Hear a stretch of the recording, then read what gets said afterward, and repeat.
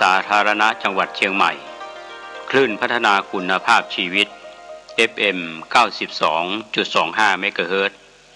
บริหารและจัดการโดยวัดป่าแดงมหาวิหารส่งกระจายเสียงจากเลขที่71หมู่ที่14บ้านใหม่หลังมอตำบลสุเทพอำเภอเมืองจังหวัดเชียงใหม่รหัสไปรษณีย์50200หมายเลขโทรศัพท์0818815690 0520000636-7สวัสดีครับท่านผู้ฟังที่เคารพธรรมสาระวันนี้ผมกาเสเพชรสำริดวิทยากรเชิญชวนท่านผู้ชมท่านผู้ฟังได้ศึกษาเกี่ยวกับหลักธรรมคำสอนในทางพระพุทธศาสนามาร่วมกันคิดเป็นสหปุญญาการีเป็นผู้สร้างบุญร่วมกันจากการคิดถึงธรรมะที่เป็นธรรมานุสตินะครับเราเกิดมาก็ย่อมจะเห็นความเกิดแก่เจ็บตายที่เราพูดถึงในคราวครั้งก่อนๆว่าพระโพธิสัตว์นั้นมีเทวทูตมาเตือนก่อนที่จะได้ออก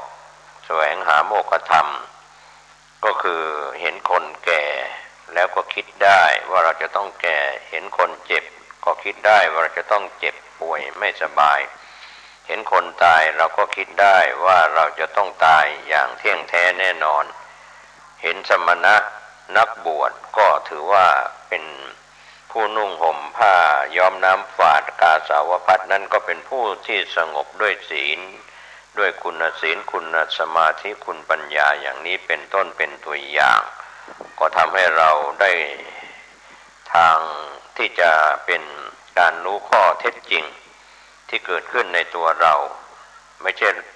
เกิดขึ้นที่ตัวของผู้อื่นคนอื่นคำสอนนั้นเป็นคำสอนจากคนอื่นแนะนำแต่ว่าการปฏิบัติก็คือเกิดจากการที่ตัวเราทุกคนทุกท่านจะเป็นหญิงเป็นชายเป็นเด็กเป็นผู้ใหญ่ก็ตามก็ต้องลงมือรักษาศีลเองเจริญภาวนาเองเจริญกรรมฐานเองสร้างความดีเองให้เกิดความสงบเหมือนดั่งสมณะที่แสวงหาความสงบจากกามกินเกียรติยศต่างๆนะครับที่โลกวุ่นวายทุกวันนี้เพราะเรื่องของความไม่สงบความวุ่นวายวันนี้ก็ขอที่จะชวนท่านผู้ฟังมาคิดเรื่องกรรมแปลว่าการกระทำเป็นอุทาหรณ์ที่พระสัมมาสัมพุทธเจ้าในขณะที่พระพุทธองค์ทรงประทับอยู่ที่วิหารเวรุวันนครราชคฤห์ในครั้งนั้นเมื่อ 2,500 กว่าปีมาแล้วพระอานนท์ซึ่งเป็นพระอุปถากและก็พระสมิทธิได้เข้าไปเฝ้าพระพุทธเจ้าพระอานนท์ก็กราบทูลถามพระพุทธองค์ถึงปริพาชกที่ชื่อว่าโปตริบุตรได้พูดคุยกับพระสมิทธิเกี่ยวกับเรื่องกรรมให้ทรงทราบพระสัมมาสัมพุทธเจ้าได้แสดงธรรมพูดถึงบุคคล4จำพวกในการที่พระอานนท์ทูลถามว่าข้อแรกบุคคลบางคนมักฆ่าสัตว์ลักทรัพย์ประพฤติผิดในกามพูดเท็จพูดส่อเสียดพูดคำหยาบพูดเพ้อเจ้อมีความระโมบโลภมากอยากได้ของผู้อื่นมีความพยาบาทปองร้ายมีความเห็นผิดจากทำนองครองธรรมเมื่อตายแล้วย่อมเข้าไปสู่อบายทุกขติวินิบาตนรกส่วนข้อที่สองบุคคลบางคนมักฆ่าสัตว์ลักทรัพย์ประพฤติผิดในกามพูดเท็จพูดส่อเสียดพูดคำหยาบพูดเพ้อเจ้อเมื่อตายแล้วย่อมเข้าถึงสุคติโลกสวรรค์ก็มีทั้งนี้เนื่องจากเขาทำกรรมดีที่ให้ผลเป็นสุขไว้ในการก่อนคำว่าการก่อนที่เป็นอดีตชาติอดีตภพในการภายหลังหรือว่ามีโอกาสได้กลับมาเป็นสัมมาทิฏฐิเห็นถูกต้องตามทำนองครองธรรมพรั่งพร้อมเวลาใกล้จะตายเขาตายไปจึงเข้าถึงสุคติโลกสวรรค์ เขาย่อมเสวยวิบากของกรรมดีนั้นในชาตินี้หรือในชาติหน้าหรือในชาติต่อไปส่วนข้อที่สามนั้นบุคคลบางคนเป็นผู้เว้นขาดจากการฆ่าสัตว์ลักทรัพย์เสพกามที่ผิดไม่บางคนนั้นเว้นจากการพูดเท็จพูดส่อเสียดพูดคำหยาบเว้นจากการพูดเพ้อเจ้อไม่โลภอยากได้ของผู้อื่นมีความเห็นชอบเมื่อตายแล้วย่อมเข้าถึงสุคติโลกสวรรค์อย่างนี้ก็มีหมายถึงคนที่รักษาศีลห้าได้ไปสู่สุคติโลกสวรรค์ส่วนบุคคลที่สี่นั้นบุคคลบางคนเป็นผู้เว้นขาดจากการไม่ฆ่าสัตว์ไม่ลักทรัพย์ไม่เสพกามที่ผิดไม่กล่าวคำเท็จไม่พูดส่อเสียดไม่พูดคำหยาบไม่พูดเพ้อเจ้อไม่โลภอยากได้ของผู้อื่นไม่พยาบาทปองร้ายผู้อื่นมีความเห็นชอบถูกต้องเมื่อตายแล้วย่อมเข้าถึงอบายทุกขติวินิบาตนรกก็มีทั้งนี้เนื่องจากเขาได้ทำกรรมชั่วที่ให้ผลเป็นทุกข์ไว้ในการก่อนๆทั้งอดีตภพอดีตชาติหรืออดีตการในเวลาภายหลังหรือว่าบุคคลคนนั้นเป็นคนที่เป็นมิจฉาทิฏฐิมีความเห็นผิดจากทำนองครองธรรมก็พรั่งพร้อมในเวลาจะตายเขาก็ย่อมเสวยวิบากของกรรมชั่วในชาตินี้หรือในชาติหน้าหรือในชาติต่อไปอันนี้พูดถึงเรื่องของกรรมสี่อย่างพาท่านคิดท่านก็อาจจะมองออกว่าองค์สมเด็จพระสัมมาสัมพุทธเจ้าตรัสตอบพระอานนท์ที่ทูลถามเรื่องของกรรมพุทธองค์ก็ทรงแสดงบุคคลสี่จำพวกดังกล่าวนะครับเพราะว่าเป็นเรื่องราว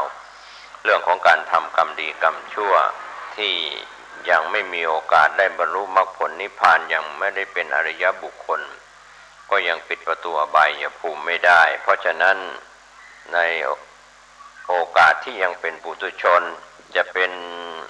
สัตว์อบายทั้งสี่สัตว์นรกเปรตอสุรกายสัตว์เดรัจฉานหรือเป็นมนุษย์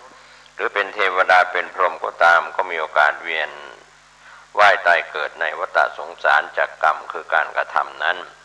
ไปสู่สุคติบ้างไปสู่ทุกขติบ้างอย่างนี้ก็เรื่องของกรรมในอดีตกรรมในปัจจุบันและกรรมที่จะทำต่อไปในอนาคตก็ถือว่ากรรมการกระทำทั้งกรรมดีกรรมชั่วจึงเป็นอุทาหรณ์เตือนใจพวกเราทุกคนว่าเราจะทำกรรมฝ่ายไหนมากน้อยเพียงใดทั้งที่เป็นอดีตการเวลาวันเดือนปีที่ผ่านมาอดีตภพวันเดือนปีภพชาติที่เคยทำดีมาทำชั่วมาเพราะฉะนั้นกรรมการกระทำที่ดีและไม่ดีนั้นตามให้ผลในปัจจุบันและในอนาคตก็มีเรื่องราวที่น่าสนใจที่จะพาท่านไปศึกษาเรื่องของพระนางโรหินีเป็นพระกนิษฐภคินีเป็นน้องสาวของพระอนุรุทธเถระพระอนุรุทธเถระนั้นท่านมีพี่น้อง3 คนคือมหานามะพระอนุรุทธะและพระนางโรหินี3 พี่น้องนี้บิดาของท่านพระอนุรุทธะนะครับท่านผู้ชมท่านผู้ฟังก็คือพระเจ้าอมิโตทนะที่เป็นพระกนิษฐพาดาเป็นน้องชายของพระเจ้าสุโธทนะนั่นเองเพราะฉะนั้นไปอยู่ในญาติของพระพุทธเจ้าก็คือพระอนุรุทธะนั้นซึ่งเป็นลูกผู้พี่ผู้น้องของพระพุทธเจ้าวันหนึ่งพระอนุรุทธะได้เดินทางไปยังกรุงกบิลพัสอันเป็นบ้านเดิมของท่านเมื่อไปถึงแล้วพวกญาติพี่น้องก็มาหาท่านเป็นจำนวนมากแต่ก็ยังมีขาดอยู่คนหนึ่งที่ไม่ได้ไปพบท่านก็คือพระนางโรหินีซึ่ง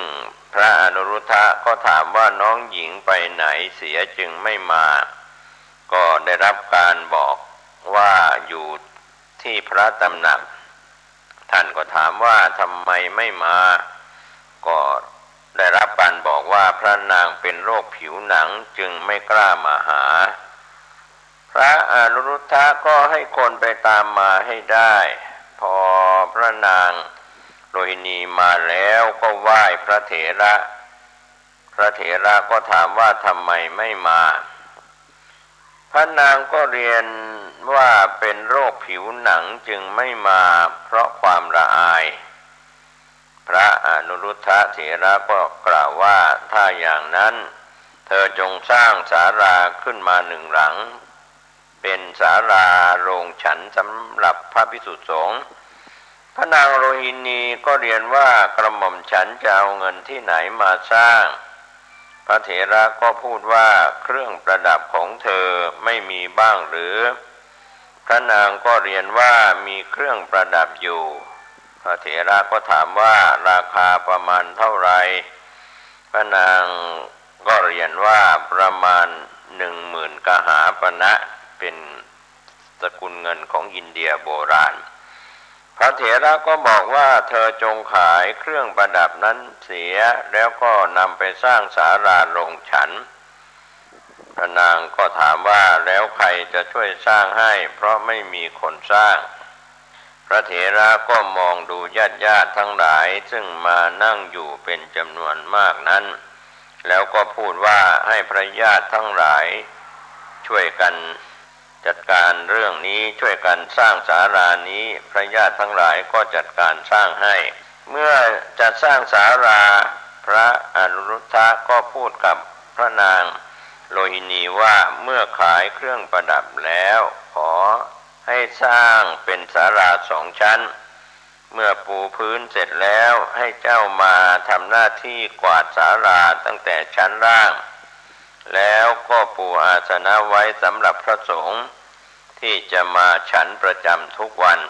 แล้วตั้งหม้อน้ำใช้น้ำฉันเอาไว้ให้ทำอย่างนี้เป็นประจำหอศาลาเสร็จแล้วพระนางโรหินีก็เริ่มไปปัดกวาดปูอาสนะตั้งน้ำใช้น้ำฉันไว้โรคเรื้อนหรือโรคผิวหนังที่พระนางโลหินีเป็นอยู่ก็เริ่มแห้งหายไปเมื่อถึงวันฉลองศาลาโรงฉันพระนางโลหินีก็นิมนต์ภิกษุสงฆ์จำนวนมากมีพระพุทธเจ้าเป็นประธานได้มาเสวยที่โรงฉันหลังนั้นพระพุทธเจ้าก็เสด็จมาเสวยภักยาหารในที่นั้นพระองค์ก็ตรัสถามว่านี่เป็นทานของใครพระอนุรุทธะก็ทูลว่านี่เป็นทานของพระนางโรหินีผู้เป็นพระน้องนางพระพุทธเจ้าก็ตรัสถามว่าพระนางโรหินีไปไหนไม่เห็นมาพระอนุรุทธะก็ทูลว่าอยู่ที่พระตำหนักไม่กล้ามาเพราะละอายที่เป็นโรคผิวหนังพระพุทธเจ้าตรัสว่าให้ไปตามพระนางมาพระนางก็มาถวายบังคมพระพุทธเจ้าพระพุทธเจ้าก็ตรัสถามว่าทำไมไม่มาพระนางก็ทูลว่าเป็นโรคผิวหนังมีความละอายจึงไม่กล้ามาหาพระพุทธเจ้าก็ตรัสถามว่าเธอทราบไหมว่าทำไมจึงเป็นโรคผิวหนังพระนางโลหินีก็ทูลว่าไม่ทราบพระพุทธเจ้าก็ตรัสต่อไปว่าที่เป็นโรคผิวหนังเพราะความโกรธที่เธอทำไว้ในชาติก่อนๆจึงทำให้เป็นโรคผิวหนังแล้วพระพุทธองค์ก็ได้ยกอดีตนิทานของพระนางโลหินีในชาติก่อนๆมาตรัสเล่าว่าในอดีตการเวลาที่ผ่านมาในสมัยอดีตนั้นในกรุงพาราณสีพระนางนั้นได้เป็นอัครมเหสีของพระเจ้ากรุงพาราณสีพระนางได้ผูกอาฆาตในหญิงนักฟ้อนของพระราชามีความริษยาต่อหญิงนักฟ้อนนั้นอาจจะเป็นเพราะพระราชาโปรดปรานหญิงนักฟ้อนนั้นพระนางทรงรับสั่งให้เรียกหญิงนักฟ้อนนั้นเข้ามาหาที่พระตำหนักแล้วก็ตรัสสั่งคนเอาผงเต่าร้างโปรยบนที่นอนของหญิงนักฟ้อนนั้นนอกจากโปรยที่นอนแล้วก็ให้ไปโปรยบนผ้าห่มด้วยเมื่อหญิงนักฟ้อนเข้ามาเฝ้าพ ระนางก็ทรงโปรยผงเต่าร้างลงไปที่ตัวของนางแล้วก็ทำเป็นหัวเราะเล่นหญิงนักฟ้อนนั้นก็คันไปทั่วร่างกายทั่วตัวตามตัวก็พุพองขึ้นเป็นเม็ดน้อยเม็ดใหญ่เมื่อพุพองก็เกาก็คันเม็ดคันก็แตกเมื่อนางไปนอนบนที่นอนก็ถูกผงเต่าร้างกัดบนที่นอนนั้นอีกทุกขเวทนาแสนสาหัสกล้ายิ่งขึ้นก็เกิดขึ้นแก่นางพระพุทธเจ้าก็ตรัสว่าเพราะกรรมนี้เองที่เธอเป็นโรคเรื้อนเพราะความริษยาเพราะความโกรธนี้เองจึงเป็นเหตุให้เธอเป็นเช่นนี้ในที่สุดพระพุทธองค์ก็ตรัสกับพระนางโรหินีว่าบุคคลไม่พึงโกรธพึงสละความถือตัวเสียควรร่วงสังโยชน์เครื่องผูกมัดเสียให้หมดสิ้นทุกทั้งหลายย่อมไม่ตกแก่บุคคลเช่นนั้นผู้ไม่คล้องอยู่ใน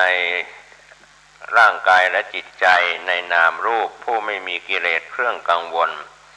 เมื่อพระพุทธเจ้าทรงแสดงธรรมพระนางโรหินีพิจารณาตามธรรมนั้นในที่สุดพระนางโรหินีก็ได้สำเร็จเป็นพระโสดาบันเมื่อพระนางสำเร็จเป็นพระโสดาบันในครั้งนั้นพระนางก็มีวรรณะดุจทองคำในขณะนั้นนั่นเองนี่ก็เป็นผลจากการที่ได้สร้างศาลาโรงฉัน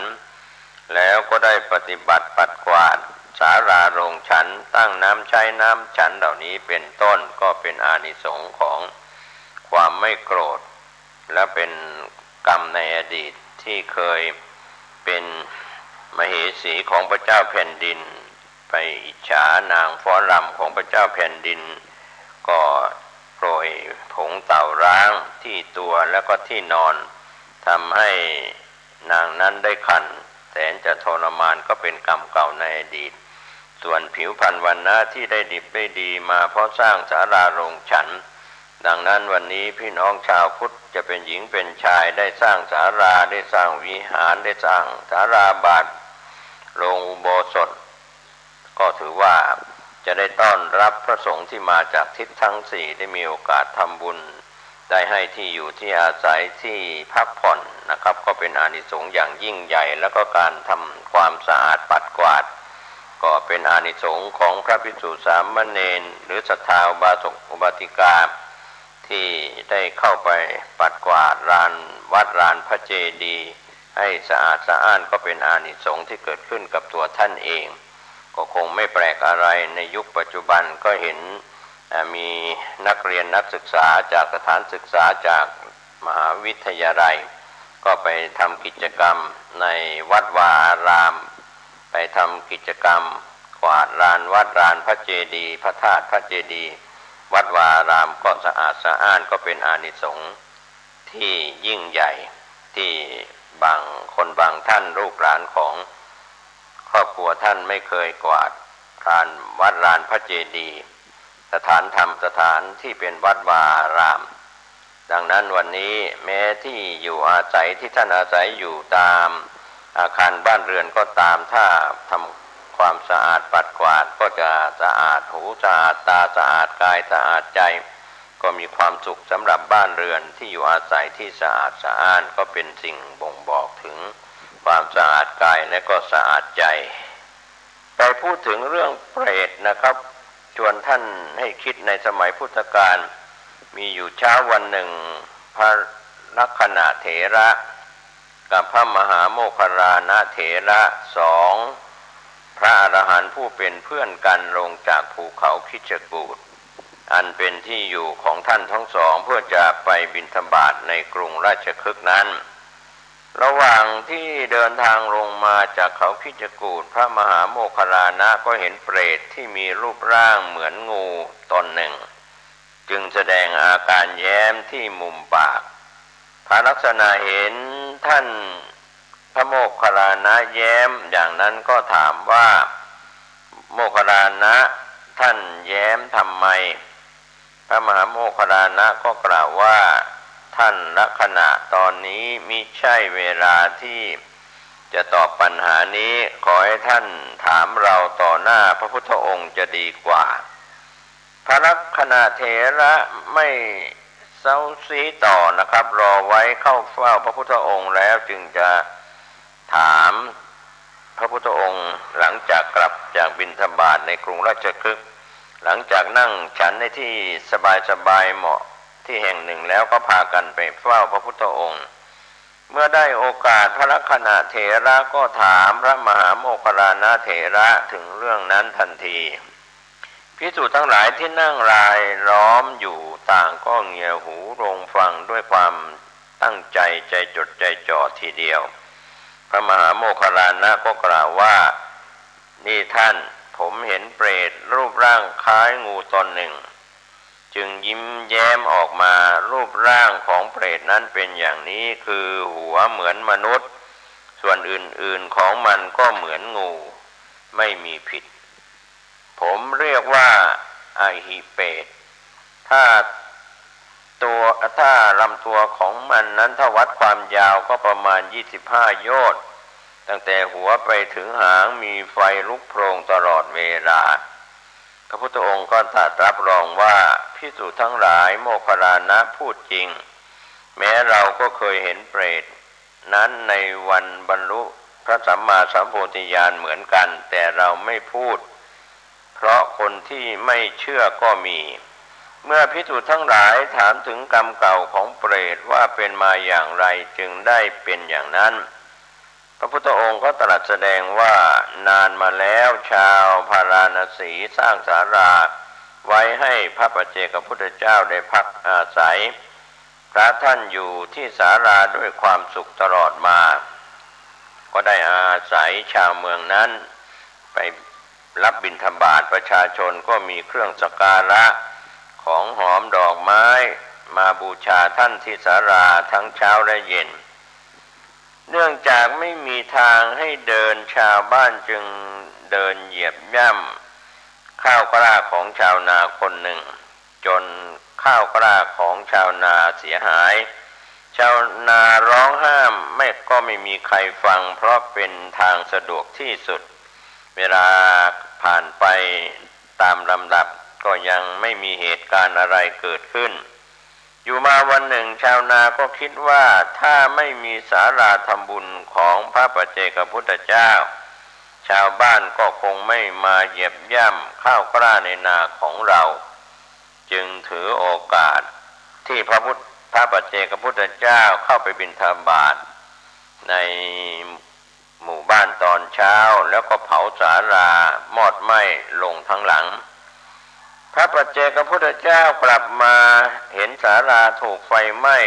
จึงหลีกไปอยู่ที่อื่นไม่เดือดร้อนอะไรชาวบ้านยังไม่รู้เรื่องราวมาที่ศาลากันเพื่อสักการะบูชาพระปัจเจกพุทธเจ้าดังวันก่อนพอเห็นศาลาเหลือแต่เสาจึงถามกันว่าพระผู้เป็นเจ้าของเราไปอยู่ที่ไหนชาวนาขี้ยั่วคนนั้นก็ยืนอยู่ในที่นั้นด้วยก็กล่าวว่าผมเป็นคนเผาศาลาเองนั่นแหละอยากเดินย่ำเข้ากล้านในนาผมดีนักพอได้ยินเท่านั้นชาวบ้านหมู่ใหญ่ก็ช่วยกันจับชาวนามาซ้อมจนสะบักสะบอมแล้วทุบด้วยไม้จนตายคามือชาวนาตายไปแล้วไปเกิดในอเวจีมหานรกเกิดเป็นอหิเปรตที่เขาคิดจะกูฏด้วยผลกรรมที่ทำนั้นพระพุทธองค์ก็ตรัสสอนภิกษุทั้งหลายในที่ประชุมสงฆ์นั้นว่าภิกษุทั้งหลายขึ้นชื่อว่าบาปกรรมเป็นเช่นกับน้ำนมที่เพิ่งรีดใหม่ๆยังไม่แปรเปลี่ยนเป็นนมเปรี้ยวไปฉันใดกรรมที่บุคคลกำลังกระทำก็ยังไม่ให้ผลฉันนั้นเหมือนกันถ้าเมื่อใดกรรมให้ผลเมื่อนั้นเขาย่อมประสบทุกข์เห็นปานนั้นพระพุทธองค์ก็ตรัสเรื่องนี้ว่ากรรมชั่วที่บุคคลทำแล้วยังไม่ให้ผลในทันทีเหมือนนมที่เพิ่งรีดใหม่ๆยังไม่กลายเป็นนมเปรี้ยวในทันทีแต่จะค่อย ตามเผาผลาญผู้กระทำในภายหลังเหมือนไฟไหม้แกบฉะนั้นอันนี้ก็เป็นเรื่องราวเรื่องของชาวนาขี้โกรธพระปัจเจกพุทธเจ้าเผาสาราก็เป็นไปเกิดเป็นเปรตที่ชื่อว่าเปรตที่นำเล่าให้ท่านได้รับรู้รับทราบกันนะครับมีชื่อเป็นภาษาเปรตว่าเป็นการให้ผลอย่างหลังจากตายไปก็ไปเกิดในอเวจีมหานรกเป็นหลังพ้นจากมหานรกก็มาเป็นอหิเปรตดังที่ปรากฏที่เขาคิดจะโกรธนะครับท่านผู้ในเรื่องราวต่างๆที่เป็นคำสอนในทางพระพุทธศาสนาเรื่องกรรมและผลของกรรมนะครับท่านผู้ฟังอาจจะมองข้ามเรื่องของการทำกรรมดีทำกรรมชั่วบุคคลที่ทำกรรมนั้นจะเป็นบรรพชิตเป็นคฤหัสถ์เป็นชาวบ้านเป็นคนในพุทธศาสนาหรือคนนอกพระพุทธศาสนากรรมคือการกระทำนั้นจะตามให้ผลจะช้าจะเร็วจะในชาตินี้เป็นวันเดือนปีในชาตินี้หรือจะเป็นวันเดือนปีในชาติหน้าก็ผลกรรมนั้นก็ตามสนองอย่างแน่นอนถ้าเป็นกรรมชั่วการทำกรรมที่ไม่ดีก็จะตามส่งผลตายไปก็ไปบังเกิดในนรกไปเป็นเปรตเป็นอสุรกายเป็นสัตว์เดรัจฉานก็แล้วแต่กรรมที่กระทำส่วนทำกรรมดีก็มาเกิดเป็นมนุษย์เป็นเทวบุตรเทวดาเป็นพระอินทร์พระพรหมอะไรก็แล้วแต่ดังนั้นวันนี้เราตั้งอยู่ในความไม่ประมาทในบุคคลอย่าได้กล่าวร้ายทำร้ายผู้ทรงศีลทรงธรรมทั้งที่เป็นบรรพชิตและชาวบ้านท่านก็จะได้ความสุขกายทั้งในชาตินี้ความสุขกายทั้งในชาติหน้าวันนี้ผมเกษตรเพชรสำริดเชิญชวนท่านศึกษาเรื่องกรรมเรื่องการกระทำทั้งดีและชั่วก็จะได้รับผลที่แตกต่างกันไปก็คือความทุกข์เป็นกรรมชั่วถ้ารับผลเป็นความสุขก็เป็นกรรมดีโดยทั่วหน้ากันสวัสดีครับมาอีกแล้วในเวลานี้เสียงธรรมปกิณกะสเพเหระเสียงจากตุเจ้าวัดหนองตองตนนี้ก็มาพบมาปะญาติโยมเป็นประจำในวันและเวลาเดียวกันนี้และก็ทางสถานีวิทยุแห่งนี้เอาละญาติโยมต่อไปเอามาไหว้พระสวดมนต์เพื่อนำสิ่งที่เป็นมงคลเกิดขึ้นไว้ในจิตใจของเราว่าพร้อมๆกันเนอะอะระหังสัมมาสัมพุทโธภควาพุทธังภคะวันตังอภิวาเทมิกราบพระพุทธสวากาโตภควตาธัมโมธัมมังนัมมัสสามิกราบพระธรรมสุปฏิปันโนภควโตสาวกสังโฆสังฆังนะมามิ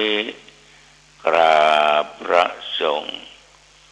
ต่อไปกล่าวคำนมัสการว่าพร้อมๆกันไปนะโมตัสสะภะคะวะโตอะระหะโตสัมมาสัมพุทธัสสะนะโมตัสสะภะคะวะโตอะระหะโตสัมมาสัมพุทธัสสะนะโมตัสสะภะคะวะโตอะระหะโตสัมมาสัมพุทธัสสะพุทธังสารนังคัจฉามิธัมมังสารนังคัจฉามิสังฆังสารนังคัจฉามิตุติยัมปิพุทธังสารนังคัจฉามิธ ทุติยัมปิธัมมังสรณังคัจฉามิทุติยัมปิสังฆังสรณังคัจฉามิตติยัมปิพุทธังสรณังคัจฉามิตติยัมปิธัมมังสรณังคัจฉามิตติยัมปิสังฆังสรณังคัจฉามิกรมอุตุประกาศว่าตั้งแต่เมื่อตะวันวามาจนถึงปัจจุบันนี้วัดหนองตองและรอบวัดหนองตองเมื่อวานนี้ไม่มีฝนตกไม่มีลมพายุแรงตามปกติแต่อากาศนั้นพอดีไม่ร้อนจนเกินไปก็ไม่ออกญาติโยมทั้งหลายเมื่อตะวันวานี้ตอนเย็นหลังจากที่เดินออกกำลังกายเสร็จเรียบร้อยก็ได้ออกไปที่สร้างสถานศึกษาธรรมปฏิบัติธรรมพอดีทุกเจ้าประเนนช่วยกันขนทรายคือที่ญาติโยมเป็นเอามาทำบุญกองเป็นกองเจดีย์ทรายเมื่อวันสงกรานต์ก็เลยเอาไปไว้ที่นอกขนทรายกันไปใช้รถอีแตนล่ะจนพอค่ำพอมืดเอาไปไว้อย่างนั้นเอาไปไว้เพื่อเตรียมการก่อสร้างก็ญาติโยมก็เอาทรายมาตานไว้ที่หันละ3 ลำรถไปกันคือการจะทำมาอย่างทุกสิ่งทุกอย่างเนี่ยมันจะต้องเตรียมพร้อมเรื่องการก่อสร้างอุปกรณ์ต่างๆต้องพร้อมตึงอิฐตึงทรายน้ำก็ต้องมีอุปกรณ์ในการขนในการโม่เรียกว่าต้องพร้อมทุกอย่างโยมทั้งหลายแต่ว่าเป็นการเตรียมพร้อมในการที่จะสร้างศาลาก็รวดไหว้พระสวดมนต์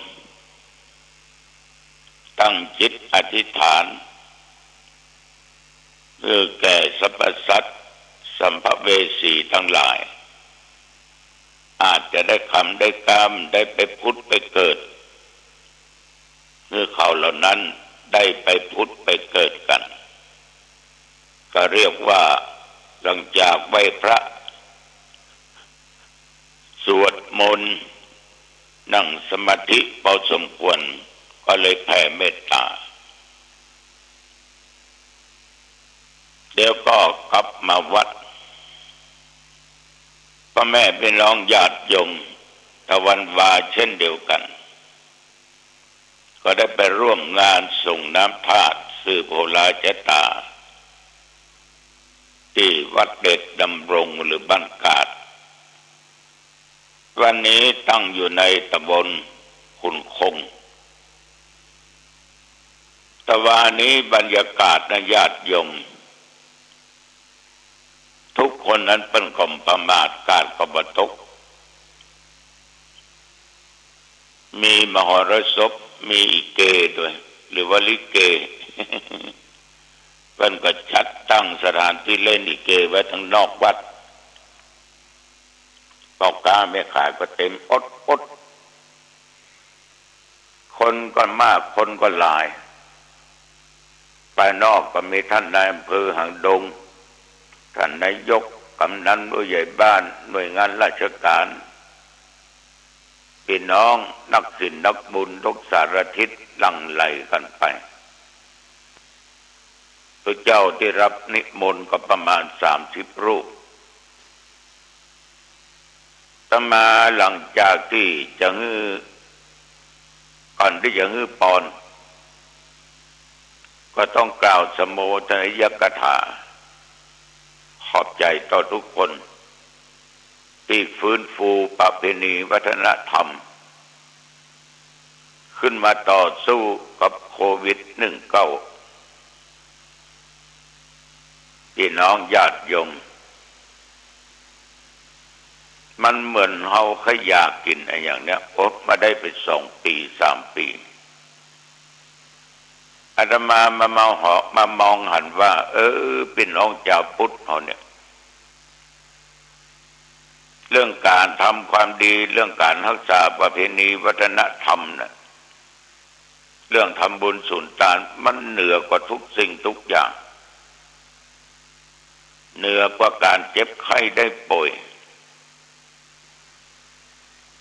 ฉะนั้นคนจึงพากันไปร่วมบุญร่วมกุศลกันนักนะ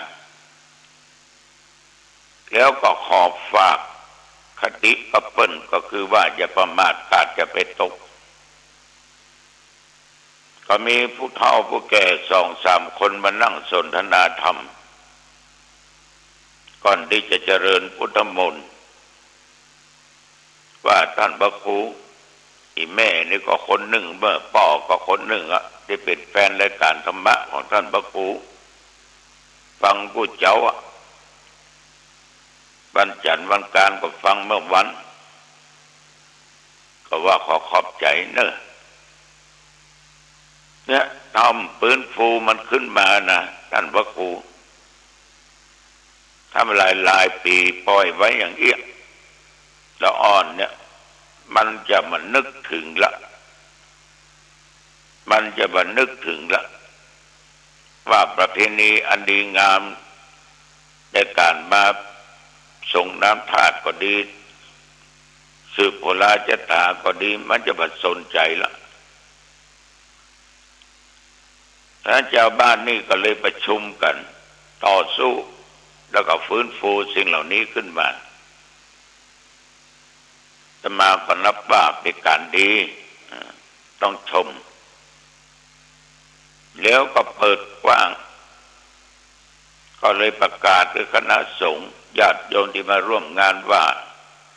อันใดที่พอจะทำได้ก็ทำจะเป็นละจะไปทิ้งกันไม่ดีปิดประตูวัดประตูวาเนอะมันมีพระเจ้าเล่าให้ฟังปิดประตูวัดไว้15 วันครึ่งเดือนพระเนนในวัดติดก็มีญาติโยมนั่นน่ะเอาเข้ากล่องเข้าหยังไปไว้ที่หน้าวัดบางวันก็เป่าฉันบางวันก็เป่าฉันเพราะพระเนนก็หลายเปิดประตูปุ๊บมันก็เริ่มมีภัยมาวันศีลวันธรรมก็มีคนเข้ามาวัดเหมือนแต่เก่าแต่หลังเพราะมันต้องหยุดไปละ2 ศีลที่ 3มันก็เลยเคยชินไปแล้วก็มีการปัวกันหัวไปติดโควิดจากตุจากเน้นแต่จริงเน้นก็เอามาจากพ่อแม่พี่น้องก็กักตัวจนหายปกติแล้วจะทำการส่งน้ำธาตุเหมือนกันผู้นำมาถึงผู้ใหญ่บ้านกรรมการ 3-4 คนก็นั่งประชุมส่งหน้าตุเจ้าว่าจะส่งน้ำธาตุในวันเดือน9ขึ้น8 ค่ำผลปรากฏว่าศรัทธาบ่ทำศรัทธาบ่สู้สงก็ได้ทานละกี่ปีจังมันล้อโลกแล้วมันหายไปก่อนความกลัวนี่ก็เลยฝังจิตฝังใจเป็นอันว่าตกลงประสงค์น้ำทานละไปทำบุญละนี่นะแต่มาตรงกันข้ามกับวัดตะวันวาเนี่ยทำถึงเมื่อวันที่ 4เมื่อคืนและเมื่อวัน ในวันที่5ฉะนั้นการปิดประตูวัดเนี่ยบางครั้งเราทำไปตามกฎตามระเบียบแต่ว่าญาติโยมทั้งหลายอย่างก็ตามที่เคยทำทละทิ้งมันก็ยิ่งจะสูญหายไปยิ่งจะสูญหายไปฉะนั้นทุกสิ่งทุกอย่างนั้นเมื่อตะวันวานี้ไปหาญาติโยมก็มีความดีอกดีใจแล้วก็กลับมาวัดก่อนที่จะออกไปนอกก่อนที่จะออกกำลังกายก็ได้พบได้ปะญาติโยมบ้านเหนือบ้านใต้กันนั่นแหละเป็นก็มานั่งอู้นั่งจาเรื่องศีลเรื่องธรรมไม่ออกเป็นสงสัยว่าศีลข้อหนึ่งที่ห้ามคือฆ่าสัตว์นั่นแหละมันเป็นบาปเป็นกรรมจะได้พ้องสมมุติว่าเขามีเจตนามีเจตนาที่จะฆ่าแต่ว่าสัตว์ตายด้วยสิ่งบางอย่างเช่นว่าเอาปาไม้ปาค้อนไม้ก้อนอิฐก้อนหินไปถูกสัตว์แล้วก็ตายมันจะเป็นบาปเป็นกรรมก่อนแล้วก็ถามกันตามคนเฒ่าเนาะโยมเนาะคือการฆ่าเนี่ยญาติโยมต้องมองถึงเจตนาและว่ามีเจตนาแต่การฆ่านะที่เป็นบาปเป็นกรรมนักเป็นว่าฆ่าคนเนี่ยฆ่ามนุษย์เนี่ยนะกับฆ่าสัตว์เดรัจฉานนี่มันจะแตกต่างกันฆ่ามนุษย์หรือฆ่าคนเนี่ยพอออกไม่ออกโทษมันหนักโดยวัตถุก็หมายถึงมันเป็นมนุษย์ในทางพระพุทธศาสนาเฮานี่ญาติโยมถ้าหากว่าเป็นทุเจ้านี่ปรับโทษอย่างหนักตามศีลสิกขาบทคือปาราชิกถ้าทุเจ้าตนใดตนใดเนาะไปฆ่าคนตายนะก็ขาดจากความเป็นภิกษุไม่ได้เป็นทุเจ้าละนะ จัดเป็นโทษอันสูงสุดตามพระธรรมวินัยแต่ยังว่าถูกคอกอยู่แต่เมื่อทางบ้านเมืองเนี่ยเปิ้นหูเปิ้นก็จับเปิ้นก็ยับขึ้นลงขึ้นศาลปรับโทษในการกระทำผิดนั้นฐานฆ่าคนตายก็มองถึงเจตนาอีกถ้าหากว่าเป็นสิ่งที่ไตร่ตรองมานานแล้วจึงมีความพยายามที่จะฆ่ามันละญาติโยมทั้งหลายบางครั้งก็ต้องถูกตัดสินประหารชีวิตหรือจำคุกตลอดชีวิตหรือบางอันเต้าอันปีเต้าอีปีด้วยเหตุด้วยผลการฆ่าคนเนี่ยจำแนกด้วยเจตนามีสองอย่างเนอะว่าออกไม่ออกฆ่าด้วยความจงใจ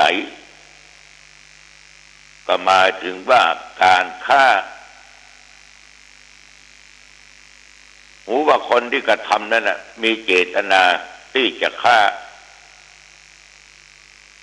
ในขณะที่จิตใจนั้นปกติบ่งุ่นง่านแต่เพราะเหตุว่าตกอยู่ในฐานะแห่งความโลภ แห่งความโกรธแห่งความหลงยกตัวอย่างเช่นว่าข้าเจ้าเอาของดังที่เป็นเรื่องเป็นราวกันอยู่ตลอดเอาอย่านี่สร้อยคอมันเส้นมันเล่นกว่าเอาบ้านมันร่ำรวยเฮ้ย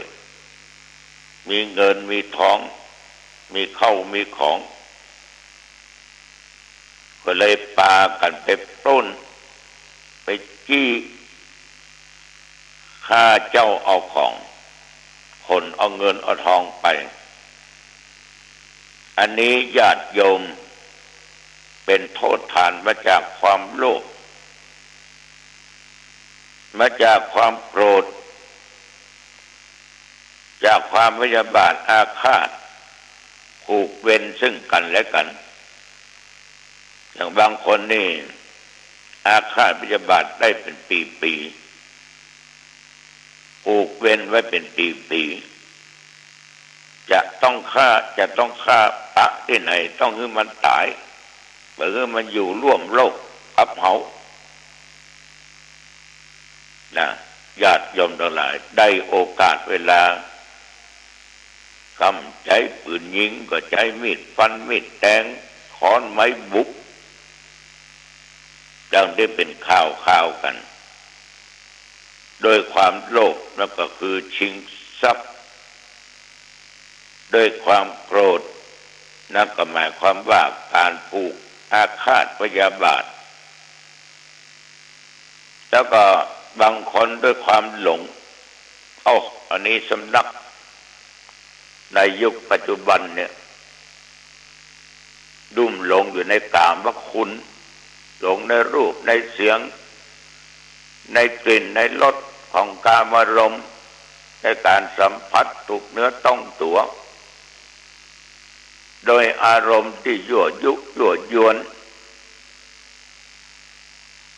อย่างโยมจะได้ฟังว่าเมียฆ่าผัวผัวฆ่าเมียเพราะหลงอยู่ในกามราคะนิ่งเมียไปมีจู้หรือผัวมีจู้ผู้ตามทรัพย์เพราะว่ามีกิ๊กเนาะในสมัยประเดี๋ยวนี้นะเป็นโคตรเป็นเกี้ยเนี่ยไปหันภาพบาดตาเกิดความแค้นขึ้นเอามีดสวกเอามีดแทง7-8 แผล10 กว่าแผล20 แผลระหว่างที่ตั้งที่แทงด้วยความแค้นด้วยความโกรธอันสุดขีดญาติโยมหลงอยู่ในกามราคะหลงอยู่ในกามารมณ์สามารถทำได้แต่ว่าเป็นตุเจ้าว่าเป็นเครื่องหัดเจ้าบ้านเนี่ยมันจะมีข่าวเรื่องราวต่างๆเกิดขึ้นมีเรื่องเขาเล่าให้ฟังเสริมน้อยเขาเป็นดีไข้หัวนะเป็นดีไข้หัวเหมือนกันนะปัจจุบันใต้กันวันเรื่องโยมเพิ่นบอกว่าได้ยินเสียงมันยิงให้อยู่ในห้องน้ำแจ้งด่าพ่อใจว่าคิงมาจุมันหลอกให้นอนตัวคิงให้ตัวด้วยความแค้นถึงจะจัดการคิงเมื่อคิงจุคิงจะต้องตายให้หุยตัวมันบอกว่าผัวมันเนี้ยจุนอนโดยมันแล้วไปมีไม่ยิงอื่นพอดีบังเอิญเนี่ยญาติโยมพ่อชายคนนั้นก็มาถึงที่หั่นซึ่งก็ไม่ใช่บ้านเขานะบ้านเขาก็อยู่ลำติ้งเมียก็ไปนั่งกินเหล้าดื่มเหล้ากับเพื่อนกับฝูงถึงพ่อชายถึงแม่หญิงสังสรรค์เฮฮากันเกิดความระแวงแค้นใจขึ้นว่าสามีเนี่ยคงจะมีกิ๊กมีจุให้ประจานให้แก่เพื่อนฝูงเป็นน้องชาวบ้านฟังเมื่อสามีมาถึงนั้นด้วยความโกรธ เตียมมีดไล่ฟันหัวมันตันตื่นตัวมันล้นนะกะแอนนะกะญาติโยมแหงไม่ยิงเมื่อก็สู้แหงประจายบ่ได้เนาะมันซะเมาอย่างนี้ถึงเมาอย่างสักอย่างอยู่ในห้องน้ำแต่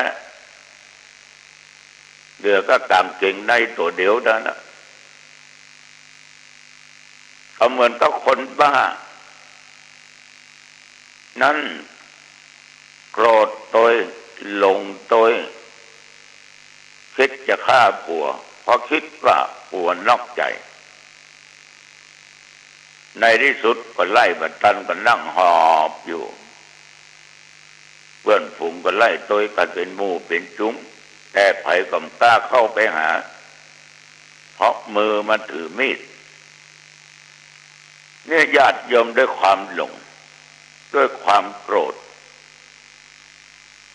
ด้วยขาดสติและปัญญาเท็จจริงอย่างใดนั้นก็ยังบ่รู้แน่นอนคงจะฟังมาจากวงขี้เหล้าโมเดลกันก็เลยเกิดความระแวงขึ้นความโกรธขึ้นอย่างแรงเข้าห้องน้ำไปให้อยู่ในห้องน้ำเดือดขึ้นมาให้ตัวเดือดตัวเป็นน้องชาวบ้านวันอยู่บ้านใกล้ๆได้ยินก็เป็นดีสังเวชบางคนก็ไข้หัวมันเสียมดญาติโยมทั้งหลายฉะนั้นการฆ่าเนี่ย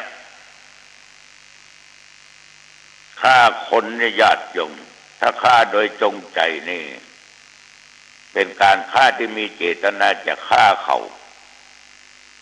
นะมันก็มีโทษหนักถ้าเป็นทุเจ้าเนี่ยก็อาบัติปาราชิกขาดจากความเป็นพระภิกษุแต่ว่าทางกฎหมายบ้านเมืองก็เอาไปตามกฎหมายบ้านเมืองโทษก็หนักถึงกับประหารชีวิตถ้าฆ่าโดยบัตรจงใจโดยมีเจตนาแต่มีเหตุบังเอิญทำให้เปิ้นตายเพราะมันบันดาลโทสะความโกรธแก่กันมีความประสงค์เพื่อจะป้องกันตัวต้องอู้ด้วยกันไปอู้กันมาอู้ผิดหูผิดตาผิดใจกันพลาดพลเลดลุกปุยปัดหัวกันมีมีดใช้มีดแทงหัวกันอันนี้ก็มีนักพ่อกับลูกนั่งกินเหล้าด้วยกันฆ่ากันตายก็มีพี่น้องนั่งกินเหล้าด้วยกันฆ่ากันตายก็มีเพื่อนพ้องมิตรสหายกินด้วยกันประคาดอู้ผิดหูผิดใจกันฆ่ากันตายก็มีมันได้ตึกตองมาก่อนมันได้ตั้งใจมาก่อนทำเมื่อความโกรธมันเกิดขึ้นมันบันดาลโทสะซึ่งกันและกันบางครั้งก็เพื่อจะประสงค์ในการป้องกันตัวอย่างคนนั้นลุกมาจะตีลุกจะเอาค้อนบุกเตียปืนมาจะยิงมันก็มีมีดมันก็สวนเข้าไปก่อนนะญาติโยมอันนี้ก็บ่มีเจตนาแต่โทษมันก็มีบางครั้งก็ตีไปทำไปเพื่อสั่งสอน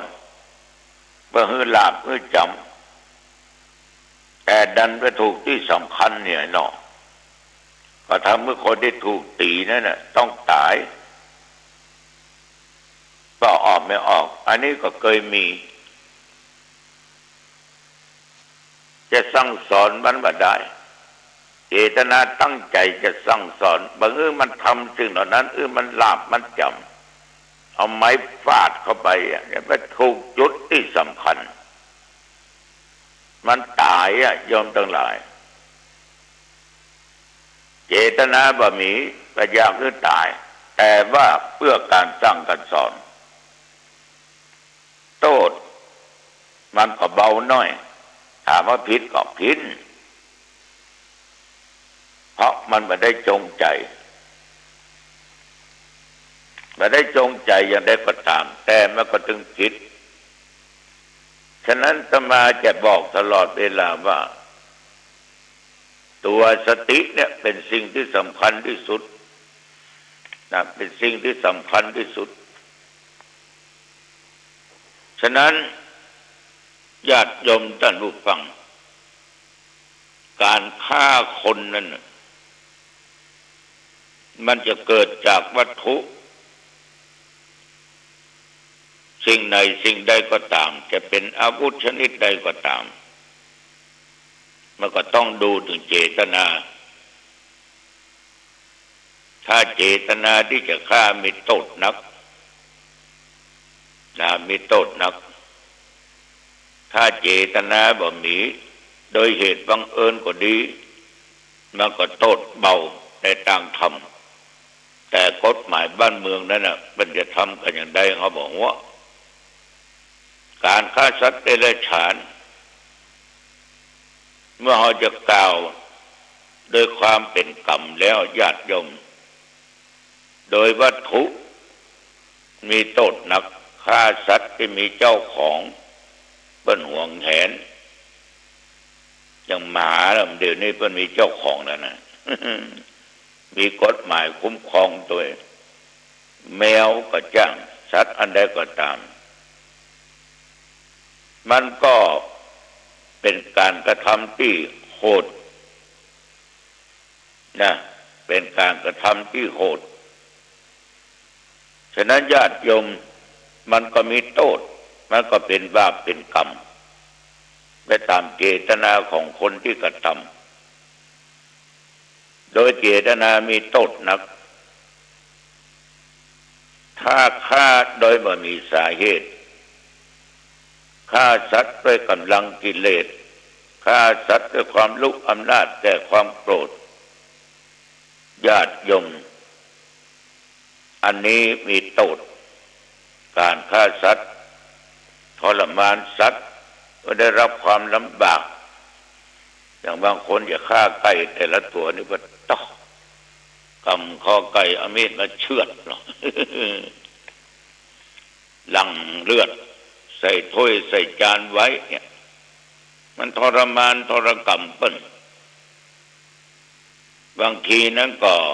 สัตว์นั้นตายเพราะความพยายามนั้นน่ะฉะนั้นสาธุชนญาติโยมท่านผู้ฟังทั้งหลายถ้าเราเป็นคนมีจิตใจอย่างก็ให้มีธรรมะมีเมตตาธรรมกรุณาธรรมต่อเขาเพราะสัตว์ทุกสัตว์ย่อมกว่าตายเหมือนกันหมดขอฝากกับญาติกับโยมเลยเนอะผู้ยาวไปน้อยวันนี้อย่างใดก็ฝากไว้เอาละพอสมควรละอายุวันโนสุขขังพระหลังพบกันไว้โอกาสหน้าเจริญพรท่านผู้ฟังที่เคารพในโอกาสการบรรยายธรรมะวันนี้พระครูโคสิตปริยัติยาภรเจ้าวาดวัดป่าแดงมหาวิหารเจ้าคณะตำบลสุเทพเขตหนึ่งอำเภอเมืองเชียงใหม่จังหวัดเชียงใหม่ท่านได้กล่าวธรรมะมีสาระดีๆดังนี้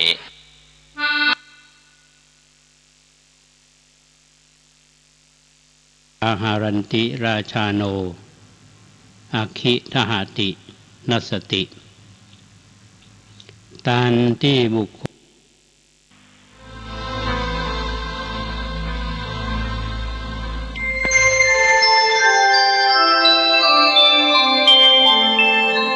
ขณะนี้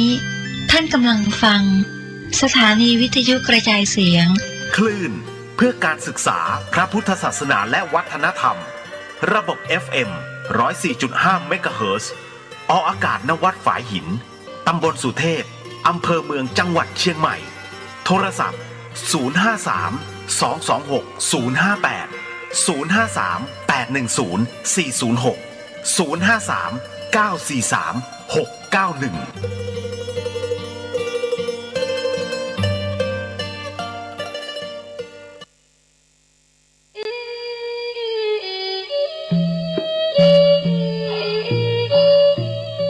เชิญพุทธศาสนิกชนร่วมพิธีวางศิลาฤกษ์สร้างศาลาการประเรียนทุ่งเศรษฐีและวางศิลาฤกษ์ณสถานปฏิบัติ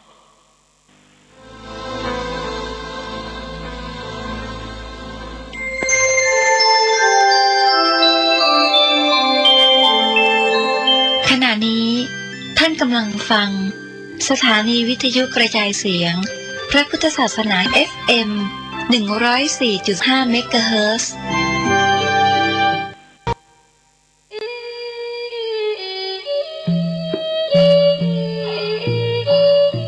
ขอเชิญพุทธศาสนิกชนร่วมพิธีวางศิลาฤกษ์สร้างศาลาการประเรียนทุ่งเศรษฐีและวางศิลาฤกษ์ณสถานปฏิบัติธรรมทุ่งเศรษฐีกำหนดการวันที่ 6 ถึงวันที่ 7 พฤษภาคม 2565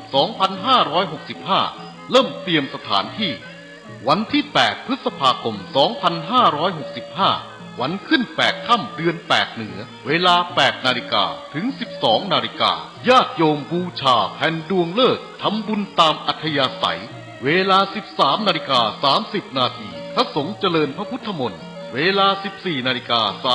39 นาทีเริ่มประกอบพิธีวางศิลาฤกษ์สร้างศาลาการประเรียนจึงขอเชิญชวนผู้ใจบุญทุกท่านร่วมพิธีวางศิลาฤกษ์สร้างศาลาการประเรียนทุ่งเศรษฐีบ้านสันต่อตำบลบ้านโป่งอำเภอเวียงป่าเป้าจังหวัดเชียงรายนำโดยพระครูอภิวัตวิกรมพระอาจารย์บรรยงอภิวัฒโนพร้อมเจ้าภาพและศรัทธาบ้านสันต่อท่านที่ต้องการร่วมเป็นเจ้าภาพโรงทานอาหารน้ำดื่มติดต่อพ่อหลวงประดิษฐ์สาคำ062 478 0776